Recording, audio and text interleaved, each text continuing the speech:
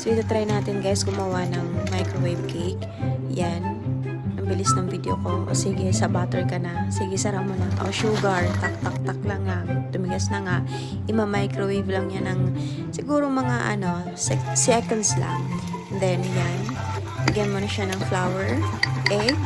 Beat lang guys. Dapat ang consistency niya dapat ganyan. Kulangan pa si Inday kaya nilagyan pa ng harina. Baking powder pala yun. Bakit pang bilis ng video ko? Ayan, jam yan. Kasi gusto ko ng jam. Favorite ko ang jam. Ayan. Halo-halo lang hanggang sa mahalo yung jam at saka yung mixture. O diba? Ang ganda.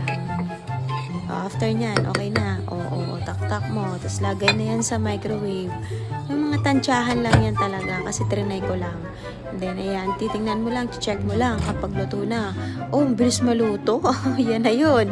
O, diba? Bilis lang. May merienda ka na.